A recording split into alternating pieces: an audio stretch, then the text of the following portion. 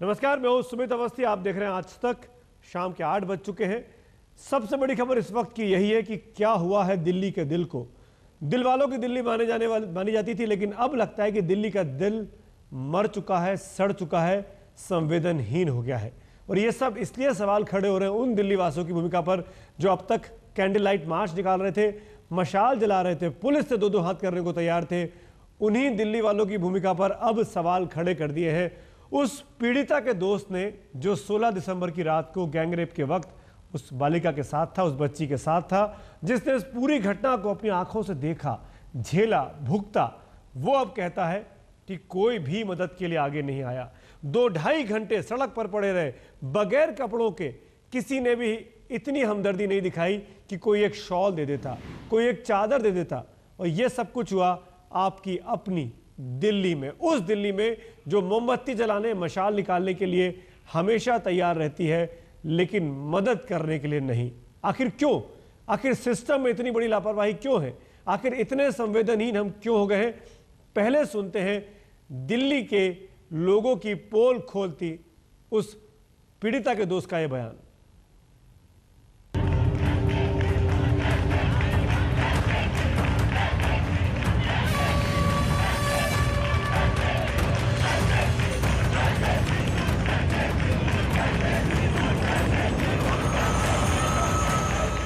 क्या ये दृश्य सिसकते हुए शर्म का उत्सव था?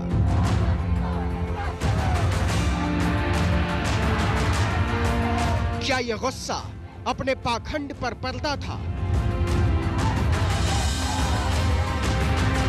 क्या ये खोल उतर जाने की खलबली थी? क्या दिल्ली ने उस रात मार डाला था अपने ज़मीर को? दिल्ली ने कभी नहीं सोचा होगा कि सच के आईने में उसकी सोच की तस्वीर इतनी नंगी, इतनी बेढंगी नजर आएगी। 16 दिसंबर की रात इस देश की राजधानी में जो घटा, उसके इकलौते चश्मदीद की गवाही ने इस गणतंत्र की गढ़ी हुई गरिमा को चकनाचूर करके छोड़ दिया है। उसे सुनने के बाद आप बेसाख्ता बोल उठेंगे, क्या हम भी उतने ही जालिम हैं? हमारे पास कपड़े भी नहीं थे और फिर हम वहाँ पर वेट करते रहे कि एटलीस्ट कोई तो हमारी हेल्प करे। मैं काफ़ी देर तक हाथ हिलाता रहा। ऑटोज़ वाले जाते थे, स्पीड स्लो करते थे, कार वाले निकलते थे, स्पीड स्लो करते थे, देखते थे, फिर चले जाते थे। बाइक वाले देखते थे, बट काफ़ी देर तक 15-20 मिनट, 20 से ज़्यादा टाइम हो रहा, 20-25 मिनट तक मुझे कोई नहीं मिला।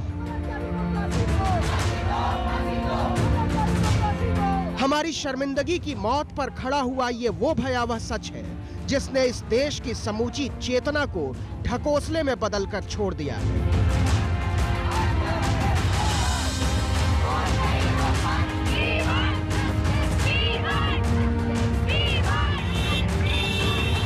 सिर्फ 6 लोगों ने उस बच्ची को नहीं मारा, इस सफेद पोश समाज की मौत भी मरी है वो।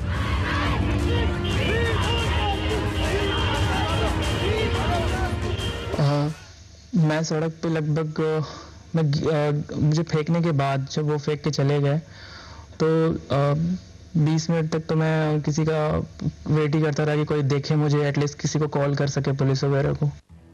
सबने मिलकर उसे मार डाला। उसे मरना ही था जब सभ्यता के शिखर पर खड़े होने का दंभ भरने वाला एक पूरा का पूरा समाज तशबीन में बदल जाए तो मौत सिर्फ एक इंतजार का नाम बन जाती है।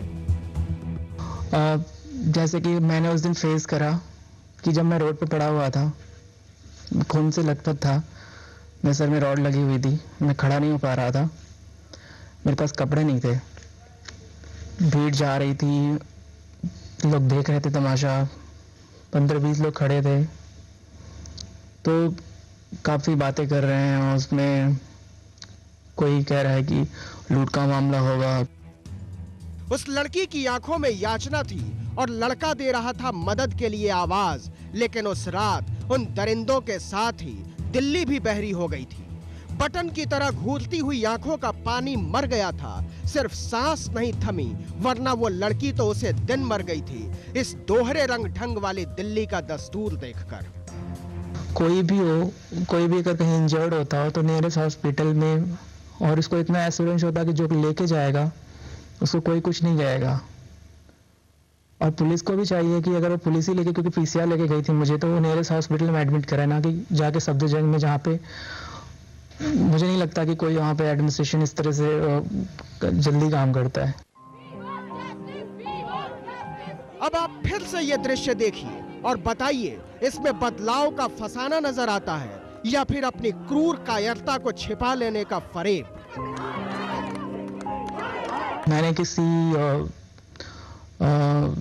सफाई वाले से मैंने हेल्प ली। मैंने बोला, कितने लोगों से मैंने बोला कि भैया कुछ कर्टन्स दे दो, शायद मुझे ठंड लग रही है, कुछ दे दो ओढ़ने के लिए।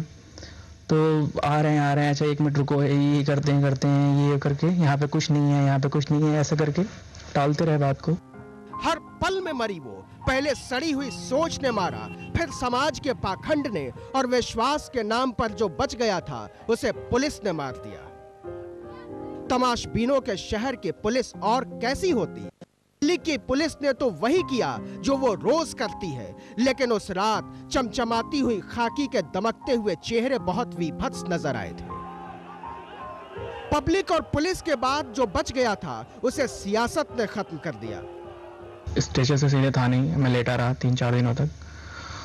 वहीं पर डिफरेंट जो भी बयान लेते हैं वो आए। यानी आप कह रहे हैं कि आप 4 दिनों तक पुलिस थाने में ही रहे? More than 4 days. इस हालत में? अभी तो बेटर हालत है। आखिरकार वो बच्ची मर गई। ये मौत पहली नहीं थी, हाँ वो आखिरी बन सकती थी, लेकिन तब तक नहीं बनेगी जब तक हम खुद को तमाशबीन की जगह नागरिक मानना शुरू नहीं करेंगे। मेरे साथ जो भी हुआ उस रात, अगर एक सिंगल आदमी भी उस दिन मेरी हेल्प करता, तस्वीर दूसरी बनती आज। जैसे कि मैंने उस दिन फेस करा कि जब मैं रोड पे पड़ा हुआ था, खून से लथपथ था, मेरे सर में रॉड लगी हुई थी, मैं खड़ा नहीं हो पा रहा था, मेरे पास कपड़े नहीं थे, भीड़ जा रही थी, लोग देख रहे थे तमाशा, 15-20 लोग खड़े थे, तो काफ़ी बातें कर रहे हैं। उसमें कोई कह रहा है कि लूट का मामला होगा, कोई कह रहा है कि, कुछ लोग तो देखते हैं, अगर मैं मेल हूं तो मुझे दूसरी नज़रों से देखेंगे कि क्या बात है। तो कहीं ना कहीं हमारे बीच के ही लोग हैं, वो कहीं बाहर से नहीं आए। अगर वो हमें कपड़े देते, अगर हमें, जब मैं 1.5-2 घंटे वहाँ बैठ के, वहाँ पे इतनी सर्द है दिल्ली में, झाड़ियाँ थी वहाँ पर, शायद कुछ भी हो सकता था वहाँ पर, तो वो मुझे शायद हॉस्पिटल तक ले के जा सकते थे, मेरी दोस्त को जा सकते थे। तो जो 1.5 घंटे का क्रूशल टाइम था, जबकि कोई मर रहा हो तो उसके लिए 1-1 मिनट काफ़ी इम्पोर्टेंट होता है। तो वो उनकी सोच को कौन बदलेगा? तो हम प्रोटेस्ट या फिर मोमबत्ती जला के तो हमें शायद नहीं कर सकते। ये मेरा मानना है कि अगर हम मोमबत्तियां जला के किसी के लिए हम सपोर्ट जाहिर कर रहे हैं, तो शायद हमारा भाई अगर हमारे रोड पे गिरा हुआ है तो हम उसकी भी हेल्प करें एटलीस्ट। हमारे पास कपड़े भी नहीं थे, और फिर हम वहाँ पर वेट करते रहे कि एटलीस्ट कोई तो हमारी हेल्प करे। मैं काफ़ी देर तक हाथ हिलाता रहा। ऑटोज़ वाले जाते थे, स्पीड स्लो करते थे, कार वाले निकलते थे, स्पीड स्लो करते थे, देखते थे, फिर चले जाते थे, बाइक वाले देखते थे। बट काफ़ी देर तक, 15-20 मिनट, 20 से ज़्यादा टाइम हो रहा, 20-25 मिनट तक मुझे कोई नहीं मिला।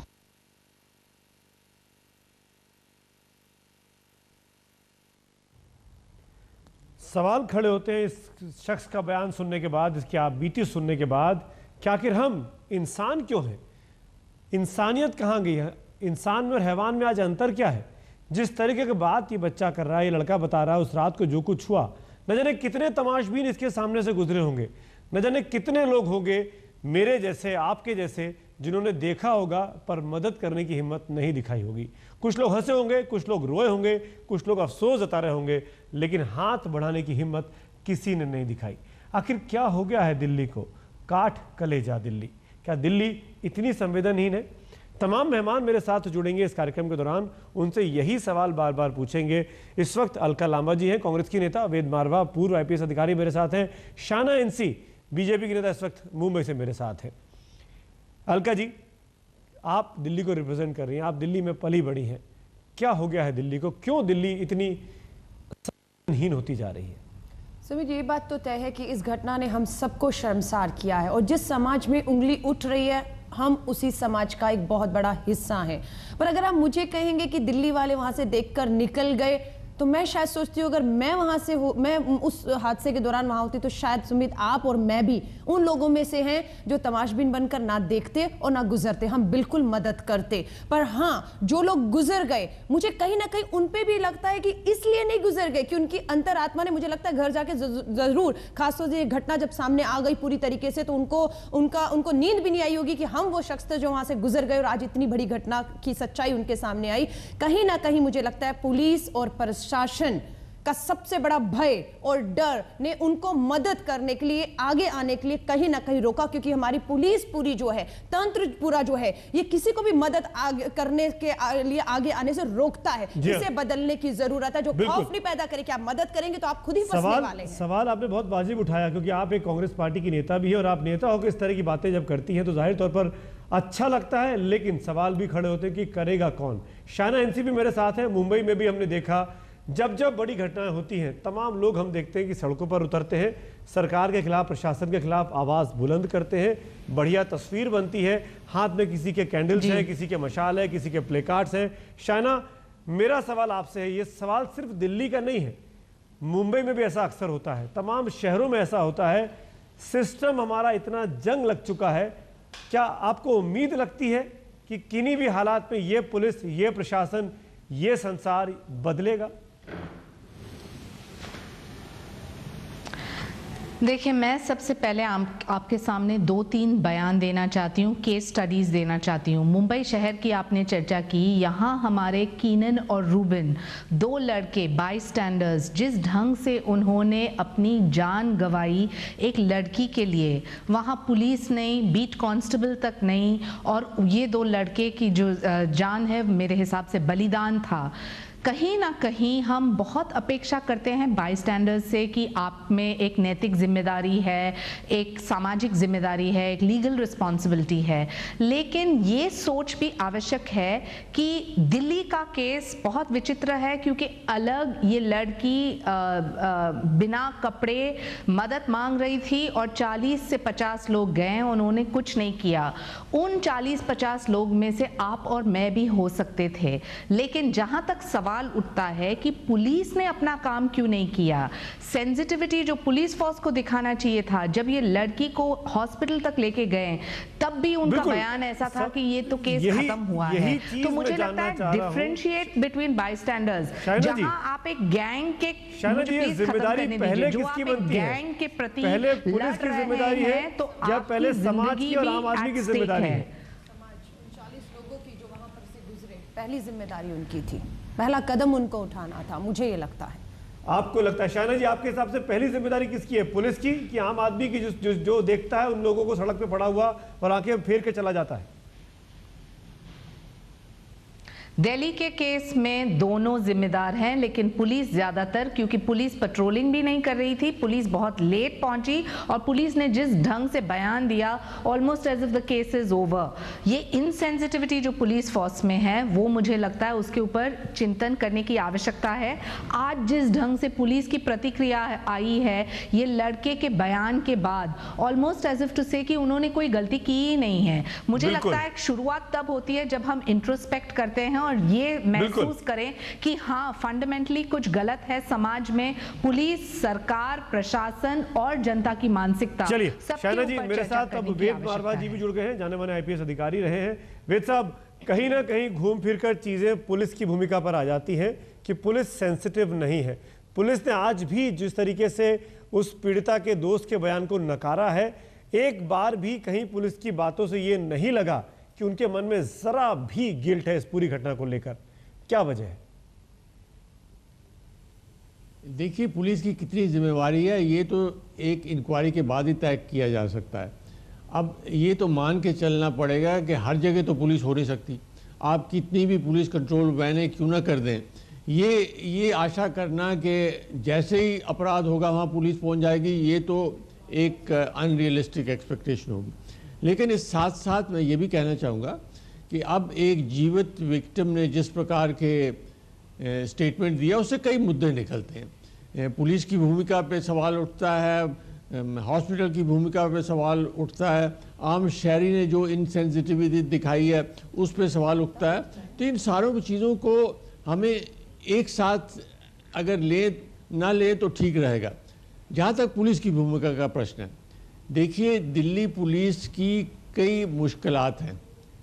उनको कितनी पुलिस कंट्रोल में होनी चाहिए, उसके लिए फंड्स चाहिए, वो फंड्स सैंक्शन करती है पार्लियामेंट। माफी चाहता हूँ मारवा जी, बीच में टोक रहा हूँ आपको, मैं माफी चाहता हूँ, लेकिन जो काम आपको दिया गया है पेट्रोलिंग का, जो काम आपको दिया गया है, किसी भी शख्स को अगर आप देखें परेशानी में, मैं पुलिस के नाते नहीं, इंसान होने के नाते आप उसकी मदद करें, वो काम भी अगर हम ठीक से नहीं करते हैं तो जाहिर तौर पर आप पर सवाल खड़े होंगे।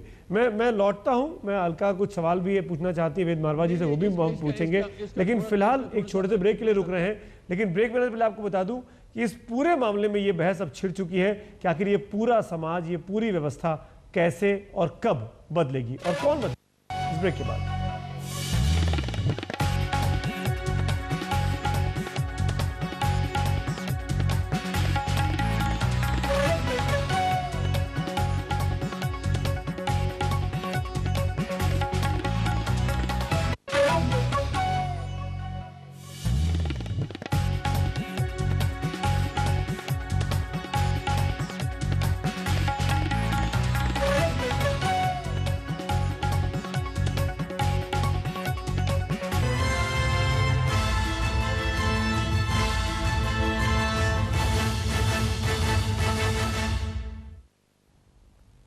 एक बार फिर आपका स्वागत है। बात हो रही है दिल्ली इतनी संवेदनहीन क्यों हो गई है, काठ कलेजा दिल्ली, दिल्ली का दिल आखिर पिघलता क्यों नहीं है। जो कुछ बयान उस पीड़िता के दोस्त ने दिया वो सोचने पर मजबूर कर देता है कि आखिर इंसानियत कहां चली गई है।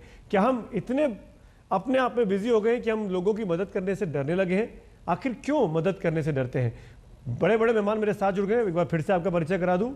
चित्रा मुदगल जी स्टूडियो में आ गई हैं, जानी मानी लेखिका हैं। अमनप्रीत वाही जी मेरे साथ हैं, सोशलाइट हैं, आपका भी परिचय करा दूं। अब मेरे साथ गुड़गांव से निकिता आनंद जुड़ गई हैं, जानी मानी मॉडल, सोशलाइट, आपका भी स्वागत है। शायना एनसी पहले से हैं, अलका लांबा पहले से हैं, वेद मारवा साहब हमारे साथ पहले से जुड़े हुए हैं। सवाल पूछना चाहूँगा मैं अमनप्रीत जी पहले आपसे ही, क्योंकि आप दिल्ली को रिप्रेजेंट कर रही हैं, हम सब दिल्ली को रिप्रेजेंट करते हैं, हम सब इसी दिल्ली में रहते हैं। हो सकता है कि वो गाड़ी आपकी या मेरी भी रही हो जो उस लड़की के सामने से गुजर गई हो और हम नहीं रुके हो, लेकिन सवाल ये उठता है कि आखिर हम रुकने की हिम्मत क्यों नहीं दिखाते हैं। आपको क्या एक आम दिल्ली का होने के नाते, नागरिक होने के नाते इस बात का खौफ रहता है कि अगर आप मदद करेंगी तो पुलिस आपको टॉर्चर कर सकती है? आई थिंक सबसे पहले मैं ये कहना चाहूँगी कि उनका इंटरव्यू देख के बहुत सी बातें ऐसी सामने आई जो मैंने किसी पेपर और किसी न्यूज़ चैनल पे पहले नहीं देखी थी। तो बहुत शौक लगा उनकी बातें सुन के, बहुत दुख भी लगा, बहुत गुस्सा भी आया कि ऐसे किसी के साथ कैसे हुआ। ऐसा भी लगा कि मैं वहाँ क्यों नहीं थी, मैं क्यों नहीं हेल्प कर पाई। पर the truth of the matter is कि जो लोग वहाँ एक्चुअली थे वो भी उनकी हेल्प नहीं करना चाहते थे।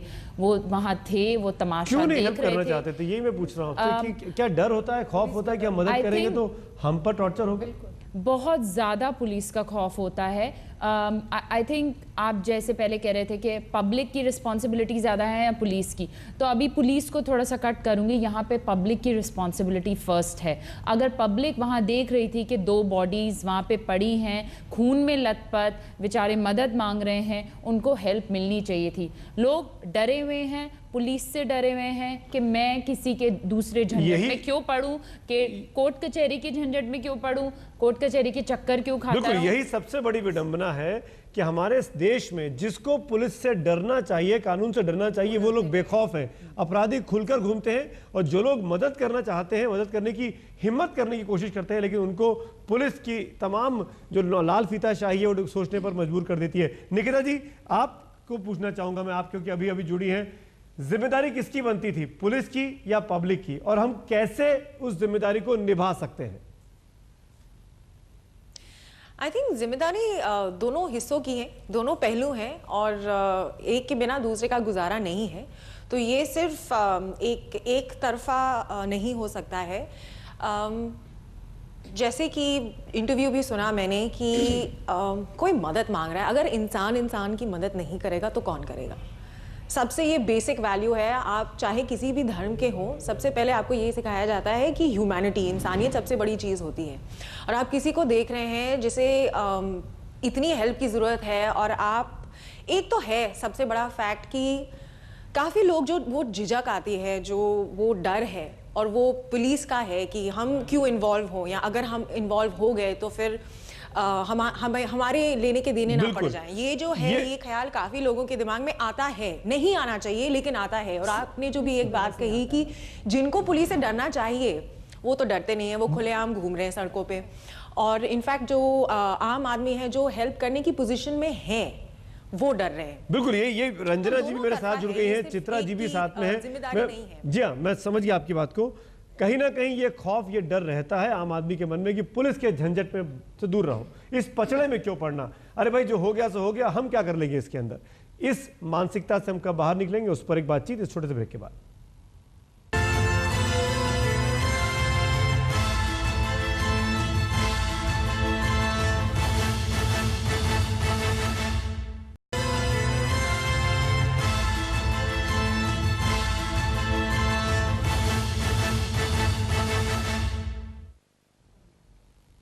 एक गाना है काठ कलेजा दिल्ली, और आज लगभग यही लग रहा है कि दिल्ली का कलेजा काठ का हो गया है। दिल्ली के कलेजे में दिल धड़कता नहीं है, संवेदनहीनता बढ़ती जा रही है, संवेदनशीलता खत्म होती है। और ये सब इसलिए हम कह रहे हैं क्योंकि जो कुछ 16 दिसंबर को हुआ, उस गैंगरेप के दौरान उस लड़की का दोस्त सामने आया और उसने पूरी घटना को बयां किया है। सुनने के बाद रोंगटे खड़े हो जाते हैं कि हम दिल्ली वासी जो सड़कों पर मार्च निकालते हैं, जो प्रोटेस्ट करते हैं, जो मशाल उठाते हैं, वो मदद करने के नाम पर रुकते नहीं हैं। क्यों? आखिर किस बात का डर है? पुलिस का? इसी पर बहस चल रही है। तमाम मेहमान मेरे साथ लगातार मौजूद हैं। अलका लामा जी हैं, फिर से परिचय करा रहा हूँ। अलका लामा जी हैं, चित्रा मुदगल जी हैं, अमनप्रीत वाही जी हैं, शायना इंसी हमारे साथ मुंबई से जुड़ी हुई है, वेद मारवा साहब जुड़े हुए हैं, रंजना कुमारी जी हैं और निकिता आनंद है।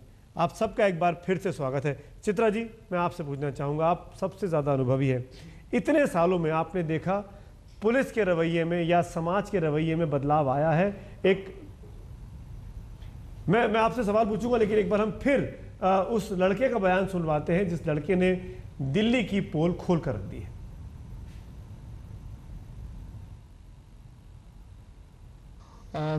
जैसे कि मैंने उस दिन फेस करा कि जब मैं रोड पे पड़ा हुआ था, खून से लथपथ था, मेरे सर में रॉड लगी हुई थी, मैं खड़ा नहीं हो पा रहा था, मेरे पास कपड़े नहीं थे, भीड़ जा रही थी, लोग देख रहे थे तमाशा, 15-20 लोग खड़े थे, तो काफ़ी बातें कर रहे हैं। उसमें कोई कह रहा है कि लूट का मामला होगा, कोई कह रहा है कि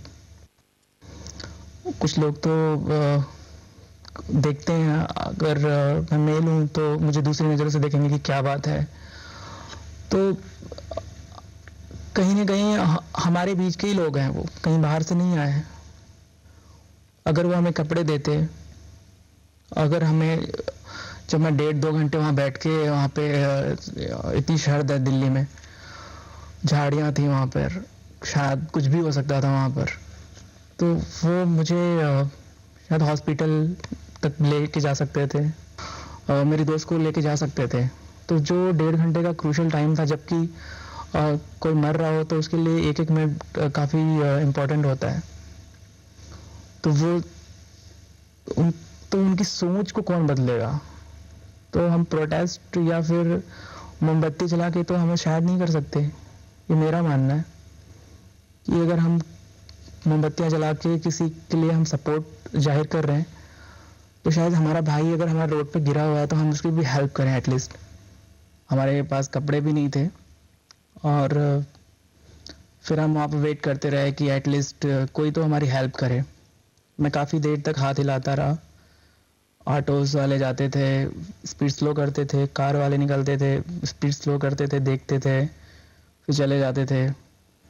बाइक वाले देखते थे, बट काफ़ी देर तक 15-20 मिनट, 20 से ज़्यादा टाइम हो रहा, 20-25 मिनट तक मुझे कोई नहीं मिला।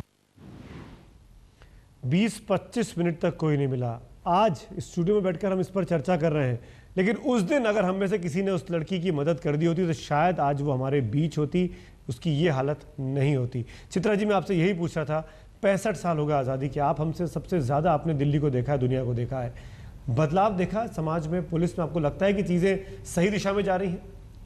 नहीं, चीज़ें सही दिशा में जा रही होती तो शायद ये स्थिति न होती। अब असंवेदनशील की बात हम अपनी व्यवस्था से करते हैं, पुलिस को लेकर के करते हैं, लेकिन 16 दिसंबर की घटना के बाद आज जब ये उसके दोस्त का वक्तव्य सामने आया है और उस वक्तव्य ने हम लोगों के चेहरे नंगे कर दिए हैं।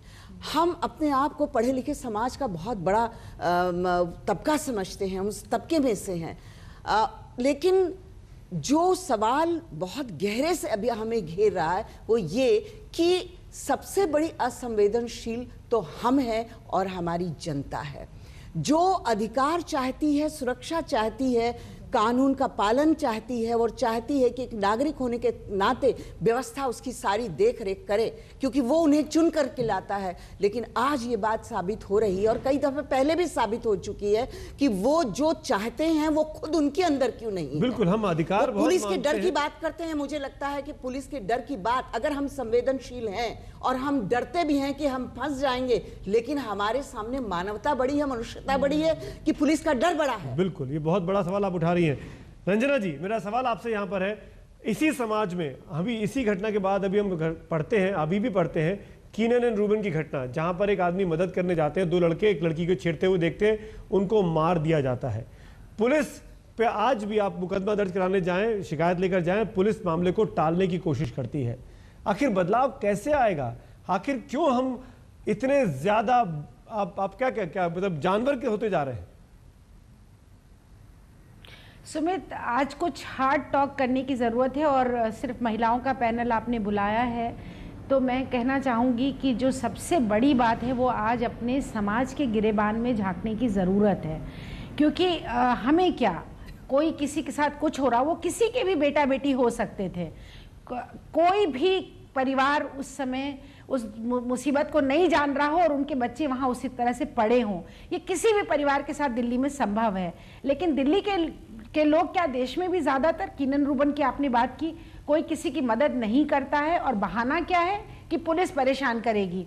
मुझे लगता है कि इस समय इस बात को करना बिल्कुल बेमानी है। जब उस लड़के ने कहा कि किसी ने कपड़ा तक नहीं दिया उसको, कपड़ा देने में पुलिस परेशान करती, उठा करके उसको अगर पूछ लेते, पानी देते, उसको बिठाते, तुरंत पुलिस को 60 पैसे का फोन पुलिस को नहीं कर पाए और कहते हैं कि पुलिस परेशान करती है। तो ये गिरेबान में झांकने की जरूरत है। और दूसरी सबसे जरूरी बात ये है कि उन लोगों को, जो दोनों बच्चे वहां पड़े थे, उन जिस तरह से उसने समझाया सब बातों को, तो क्या हम लोग नहीं जानते हैं कि सुप्रीम कोर्ट ने ये फैसला दिया कि आपको पुलिस नहीं परेशान करेगी। हम लोग तमाम लोगों की मदद करते हैं, तो कहाँ पुलिस परेशान करती है? आपको रंजना जी, अस्पताल तक पहुंचाना उसी है, लड़के ने ये बयान भी दिया, पहुंचाना है सुमित। तो समाज को आप इस जिम्मेदारी से बिल्कुल मत बचाइए। मैं नहीं बचा रहा हूं, मैं तो चाहता हूं कि समाज सीखे। और हंस रहे थे लोग, उनको देख के, एक नंगी लड़की को, नंगे लड़के को पड़ा खून में लथपथ, लोग देखकर हंस रहे थे। आप क्या बात कर रहे हैं? बिल्कुल, ये सब हमारे बीच में होगा। रंजना जी, इसीलिए तो मैं कह रहा हूं कि जो लोग कैंडल लाइट मार्च निकालते हैं, हो सकता है कि बहुत से लोग उनमें से रहे हो। तो ये कैंडल लाइट मार्च ज्यादा जरूरी है या ये सेंसिटिविटी आना कि भाई मदद करो? सुमित, ये आइदर और का सवाल नहीं कि आप कैंडल लाइट मार्च निकालें, नहीं, वो भी एक जरूरी प्रक्रिया है जिसके जरिए आप समाज और व्यवस्था और संस्थाओं पर दबाव डाल सकते हैं। लेकिन एक एक व्यक्ति समाज का आज दोषी खड़ा है इन दोनों बच्चों के सामने। उनकी जिंदगी, जो लड़की चली गई, क्योंकि जितने लोग वहां से निकले, वो कह रहे हैं ऑटो रिक्शा वाले, मोटरसाइकिल वाले, गाड़ी वाले, मतलब क्या है इसका? मतलब ये कि हम देख के किसी को मरता हुआ देख के भी एक एक पल, जीवन मरण का सवाल था यहाँ पर। वेद मारवा जी मेरे साथ नहीं खड़े हुए, बिल्कुल, वेद मारवा जी मेरे साथ हैं। छोड़ दिया। मैं उनसे पूछना चाहूंगा, इस पूरे पैनल में मैं बता दूं कि वेद मारवा जी भी हमारे साथ हैं, पूर्व IPS अधिकारी। वेद साहब, उनका बहुत बहुत स्वागत। मैं ये पूछना चाहूंगा, तमाम लोगों की तरफ से आपने सबकी बातें सुनी, सबका कलेजा मुंह को आ रहा है, सब परेशान है, सबको लग रहा है कि आखिर क्यों ये सब हो रहा है। मेरे को आप तरीका बताइए, रास्ता बताइए कि आगे ऐसी घटना हो तो कैसे पुलिस वालों से भी निपट लिया जाए और मदद भी कर दी जाए। देखिए, सारा ब्लेम पुलिस पे डालने से तो ये समस्या हल होगी नहीं। हमें जो गंभीरता से डिस्कस करना चाहिए वो ये है कि समाज में कैसे बदलाव लाया जाए और पुलिस में कैसे बदलाव लाया जाए। अब समाज के बदलाव के लिए तो आपके पास बड़ा पैनल है, उसके ऊपर वो टिप्पणी करेंगे। जहाँ तक पुलिस के बदलाव में प्रश्न और हमारे जो कानूनी व्यवस्था है उसको बदलाव में कितने सुधारों के लिए कितने कमीशन बैठे, कितनी कमेटी बैठी।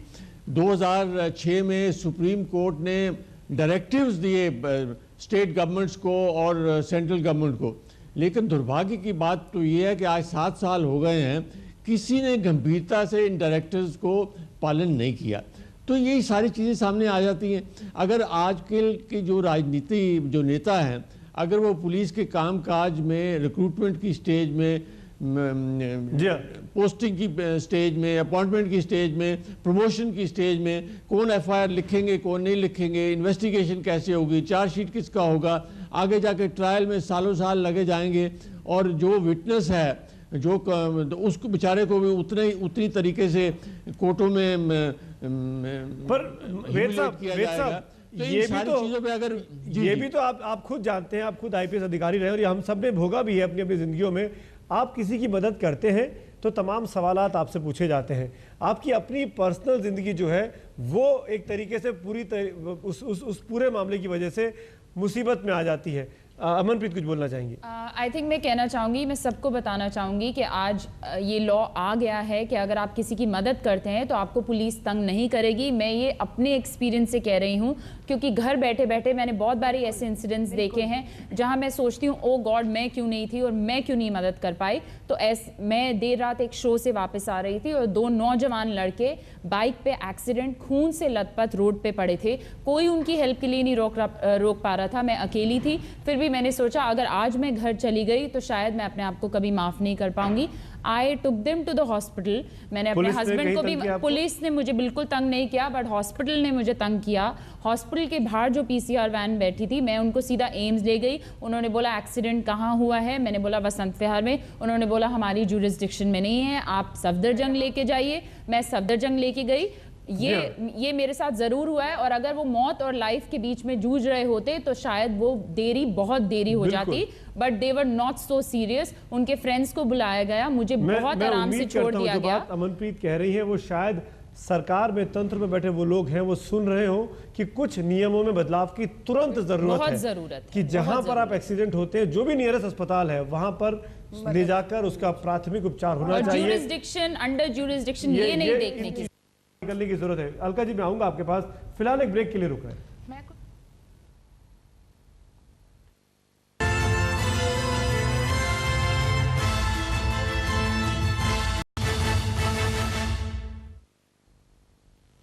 गैंगरेप की घटना जितनी ज्यादा दर्दनाक थी उससे कहीं ज्यादा वो सोचने पर मजबूर करती है, शर्मसार करती है कि आखिर क्या हुआ था, क्यों नहीं हम लोग मदद के लिए आगे बढ़े। शैला जी आप ब्रेक के पहले कुछ कहना चाह रही थी।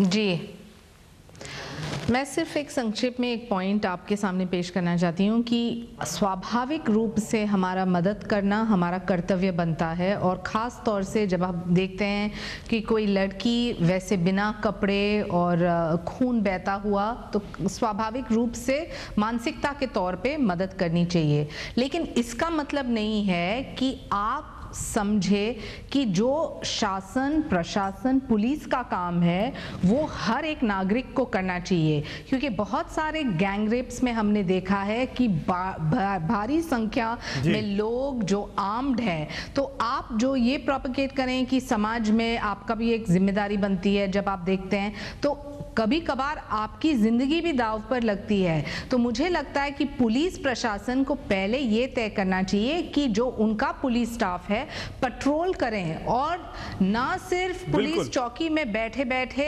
एफआईआर दर्ज करें और सवाल उठाएं कि ये हमारा ज्यूरिसडिक्शन नहीं और ये होना चाहिए नहीं होना चाहिए।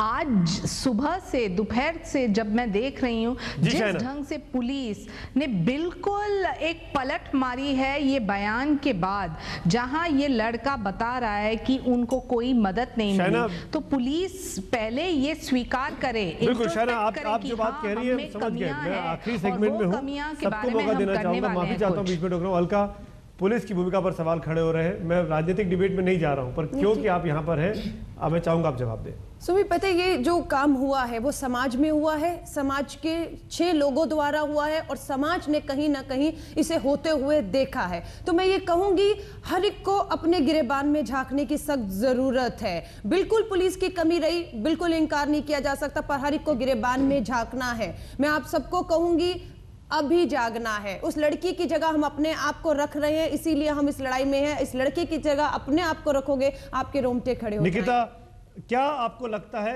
कि सकारात्मक दिशा में चीजें अभी भी बढ़ सकती हैं? बहुत चेंजेस हैं जो होने चाहिए, और ये जैसे एक कलेक्टिव एफर्ट है। हम सिर्फ किसी और पे जो ब्लेम है वो नहीं डाल सकते हैं। जैसे मैंने पहले भी कहा कि इंसानियत सबसे बेसिक आपका कर्तव्य है और वो आपको निभाना है। इंसान इंसान की मदद नहीं करेगा तो कौन करेगा? बिल्कुल। एंड इसके साइड बाय साइड जो सिस्टम है उसको चेंज होना ही है। ये दोनों पहलू हैं और ये साथ साथ ही जा सकते हैं। चित्रा जी, दोनों चीजें साथ साथ हो सकती है, पब्लिक और पुलिस एक साथ ठीक हो? देखिए, हो सकती हैं अगर कहीं ना कहीं पुलिस अपने कर्तव्यों के प्रति सचेत हो जाए।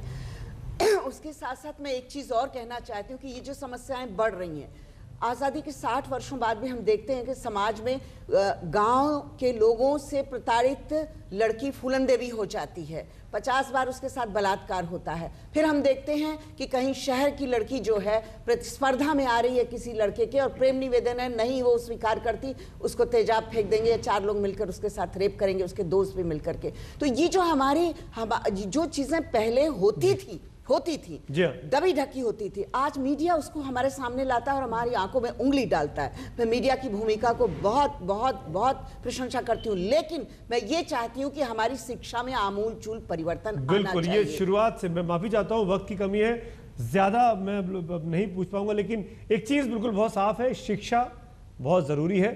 समाज में बदलाव लाना होगा और हम सबको अपने गिरेबान में झांक कर देखना होगा, तभी हम समाज को और पुलिस को दोष दे सकते हैं, जब हम खुद रुक कर मदद करने को तैयार हो।